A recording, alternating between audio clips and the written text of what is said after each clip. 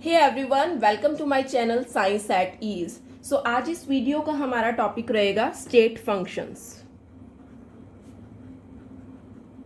Next topic is state functions. देखो बच्चों, state functions क्या होता है? स्टेट फंक्शंस का मीनिंग होता है,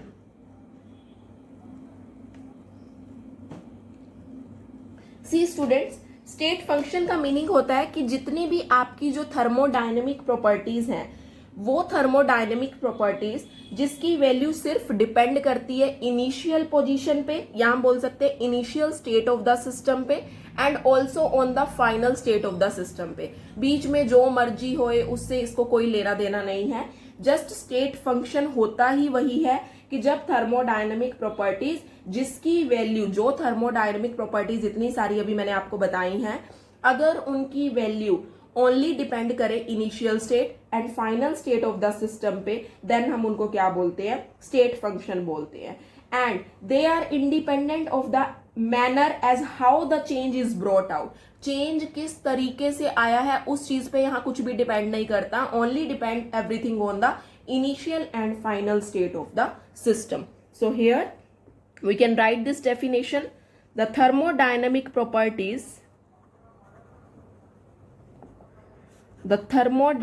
properties whose values depend किस पे? only on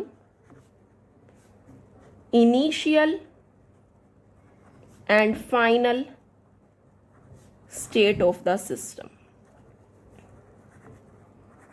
Initial and final state of system. ठीक है, मीन्स ये प्रॉपर्टीज आपकी इंडिपेंडेंट है। इंडिपेंडेंट किसकी है? कि किस मैनर में ये स्टेट्स आई हैं। Means we can say independent of the manner. This is important. ठीक है, उसके बाद अब देखो, अगर हमें ये स्टेट फंक्शन के कंसेप्ट को इजीली समझना है तो यहाँ पे हम इसको एक टेक्निक से समझते हैं, एक प्रोसेस से समझते हैं।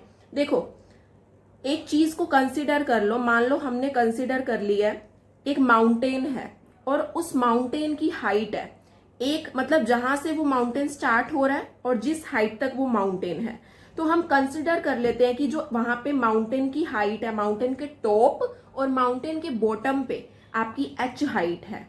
और हमने यहाँ कंसिडर कर लिया कि जो एच हाइट आई है उसकी, that is independent of the path followed in reaching the top of the mountain. आप माउंटेन पे टॉप से लेके नीचे ऊपर तक चले गए हो, बॉटम से आप टॉप पे चले गए हो माउंटेन के, ठीक है, लेकिन वो जो एच हाइट आपने रिसीव की है या अचीव की है, that is independent of the path followed. तो हेयर जो पैरामीटर है, ये एच क्या है? एक पैरामीटर है ना। तो this is analogous to the state function. ये स्टेट फंक्शन की तरह है। थर्मोडायनामिक्स में भी क्या होता है, कुछ स्टेट फंक्शंस ऐसे होते हैं जैसे इंटरनल एनर्जी हो गया, एंट्रोपी हो गया, एंथैल्पी हो गया, गिब्स फ्री एनर्जी हो गया, प्रेशर, टेम्परेचर, वॉल्यूम, ये सारे इसी तरीके से ही होते हैं। And it may be noted that two very important thermodynamic parameter जिनको हीट बोलते हो और वर्क बोलते हो, they are not state functions, क्योंकि ये हमेशा पाथ डिपेंडेंट होते हैं। तो यहां से आपको सिर्फ एक कंक्लूजन ये मिल गया है, इतनी बात सिर्फ आपको पता चली है, दैट इंटरनल एनर्जी जिसको आप किससे रिप्रेजेंट करते हो? यू से। लास्ट कल की क्लास में मैंने आपको ये बताया था, जिस गूगल मीट पे जो मैंने क्लास ली थी आपके साथ। सो यू क्या है? इंटरनल एनर्जी है। एंड आपका नेक्स्ट इज एच। एच किसको बोलते हो? एंथैल्पी को। एक टर्म होती है एस जो बोलते हो एंट्रोपी को। इन सब के मीनिंग बाद में आएंगे लेटर ऑन, ठीक है। और हमारा G, G is Gibbs free energy, Gibbs free energy. Then it is P, that is pressure. Then temperature, that is T. ये सारी चीजें, वॉल्यूम भी लगा लो यहाँ पे, ये सारी चीजें आपकी किस में आती हैं? स्टेट फंक्शन में आती हैं। बट यहाँ पे these all comes under the state functions. Means ये इंडिपेंडेंट है आपके पाथ फॉलोड पे।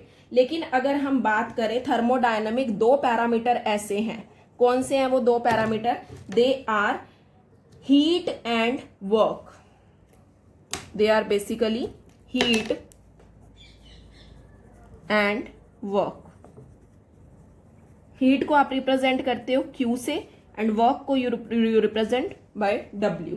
दे both parameters are not state functions. इनको हम स्टेट फंक्शंस नहीं कहेंगे, they are not state functions. क्यों नहीं है ये state functions? Because they are path dependent, ये पाथ पे डिपेंड करते हैं। They are path dependent, completely path dependent है, इंडिपेंडेंट ऑफ पाथ नहीं है ये। ठीक है, तो ये था हमारा बच्चे स्टेट फंक्शंस क्या होता है। Thank you so much students for watching this video. Hit the like button and subscribe my channel अगर आपने अभी तक सब्सक्राइब नहीं किया। Thank you.